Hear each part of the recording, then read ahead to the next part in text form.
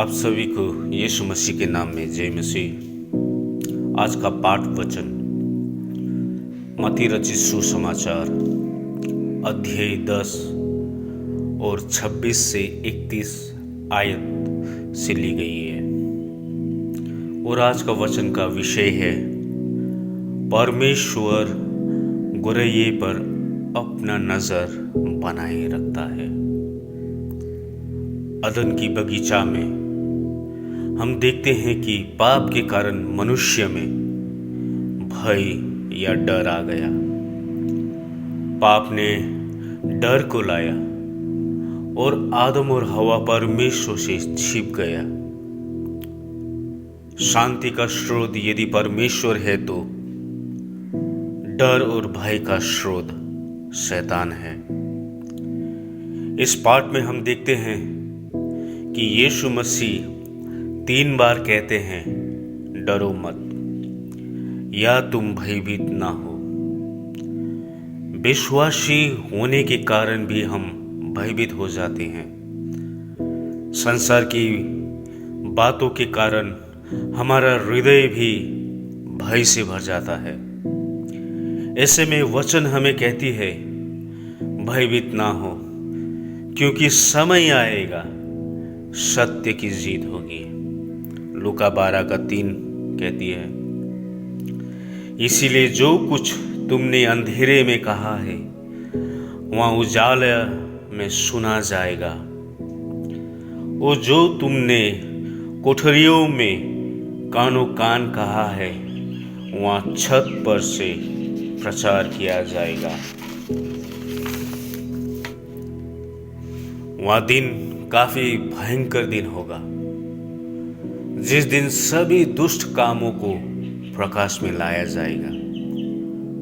कोई भी कुछ भी करता है या जिसने किया है वो न्याय के दिन में छिपा नहीं पाएगा। उस दिन सत्य परमेश्वर का जीत होगा। उस दिन सत्य की जीत होगी। वचन कहती है डरो मत, क्योंकि परमेश्वर शक्तिशाली है। संसार में मनुष्य केवल आपका प्राण ले सकता है, इसीलिए परमेश्वर का भय हमें मानना चाहिए, जो प्राण और आत्मा दोनों को नष्ट कर सकता है। परंतु हमें डरने की आवश्यकता नहीं है, क्योंकि हमारा परमेश्वर जिसके नाम द्वारा हमें बुलाया गया है वही हमारा देखभाल करेगा, हमारी चिंता करेगा। परमेश्वर देखता है जब एक गोरैया जमीन पर गिरता है, वह जानता है आपके सिर पे कितने बाल हैं। परमेश्वर की दृष्टि में हम गोरैये से भी अधिक मूल्यवान हैं। आज हम ऐसी युग में जी रहे हैं जो दुष्टता में काफी आगे बढ़ चुकी है। चारों ओर जब हम नजर घुमाते हैं हमें केवल अन्याय ही देखने को मिलता है। ऐसी समय में सुरक्षा के लिए हम कहां जाए। आयत 29, 30, 31 हमें 3 कारण देती है कि हमें क्यों डरना नहीं चाहिए। पहला कारण यह है कि हमें डरना नहीं चाहिए क्योंकि परमेश्वर हमारे उन बातों की भी फिक्र करता है जिसे हम अनदेखा करते हैं। 10:19 पद प्रश्न करती है, क्या 1 पैसे में 2 गोरैये नहीं बिकती? पुराने नियम के समय में गोरैया सबसे सस्ता पंछी हुआ करता था और पंछियों के बीच सबसे नम्र पंछी माना जाता था। जो लोग बहुत गरीब होते थे वे लोग परमेश्वर को बलिदान के रूप में बकरा या बैल भेंट नहीं कर पाते थे, तो वे लोग परमेश्वर को भेंट के रूप में गोरैया अर्पण करते थे।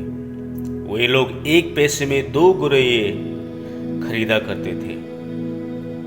परमेश्वर सिर्फ गोरैये का जमीन पे गिरने को नहीं देखता है, लेकिन वचन बतलाती है कि परमेश्वर की इच्छा बिना एक भी गोरैये जमीन पर नहीं गिरता है। जब परमेश्वर एक छोटी से छोटी चीजों की फिक्र करता है, तो क्या आप उससे अधिक मूल्यवान नहीं है? गोरैया ही नहीं, पर एक छोटी सी छोटी पंछी भी जमीन पर गिरती है। आज नहीं तो कल परमेश्वर का बेटा या बेटी के ऊपर भी समस्या आएंगे। शायद हम सोचते होंगे मसीह को विश्वास करने से सब कुछ ठीक हो जाएगा, सब बातें भलाई में परिवर्तन हो जाएगी, पर ऐसा इस पृथ्वी पर हर समय नहीं होता। परमेश्वर वर्षा धर्मी और अधर्मी दोनों को देता है। जो समस्या औरों को होती है, मसीह लोगों को भी वही होती है। वे बीमार होते हैं, वे मसीह भी बीमार होते हैं। यदि उन्हें नौकरी से निकाला जाता है, तो मसीह लोगों को भी निकाला जाता है। समय में वो मर जाते हैं, तो मसीह लोग भी मर जाते हैं। मसीह यीशु को जानने के बाद भी हमें ये सब चीज़ों से गुजरना पड़ता है। हम इन बातों से अलग नहीं हैं। संसार में हमें कष्ट होती है, परंतु हम हिवाई बांधे रखे। यीशु ने संसार को जीत लिया है। गोरैया परमेश्वर की इच्छा के कारण ही जमीन पर गिरती है। यदि एक भी गोरैया जमीन पर गिरती है, तो भी यह परमेश्वर की दया का प्रावधान के कारण ही होता है, जिसने सारी पृथ्वी पर अपनी नजर बनाए रखा है। यदि आपके जीवन में दुख, तकलीफ, बीमारी या मृत्यु आती है, तो यह जानिए ये सब बातें परमेश्वर की मर्जी बिना नहीं होता है। वही ये सब बातों को नियंत्रण करता है। और जब इन बातों को हम समझ जाते हैं, तो मसीही जीवन जीना आसान हो जाता है। परमेश्वर हमारे जीवन की छोटी से छोटी बातों का भी ध्यान रखते हैं। आपके सिर के बाल भी गिने गए हैं।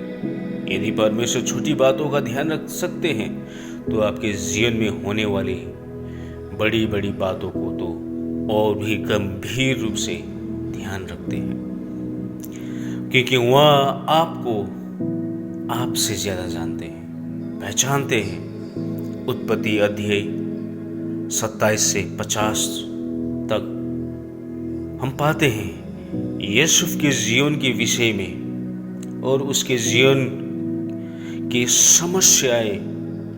समस्याएं के क्रमों को। क्या उसी दिन याकूब ने यूसुफ को अपने भाइयों के साथ भेजा? क्यों उसी दिन यूसुफ के भाई लोग अलग अलग जगह पे थे? क्यों उसी दिन मिद्यानियों ने उसी मार्ग से आने के लिए चुना और वे लोगों ने दास खरीदने के लिए भी सोचा? क्यों वे लोग दूसरे देश को नहीं जा रहे थे? क्यों मिस्र देश को ही? क्यों पोतीपर के घर ही यूसुफ को बेचा गया? और क्यों सही समय में यहोवा ने यूसुफ को मिस्र का प्रधानमंत्री बनाया?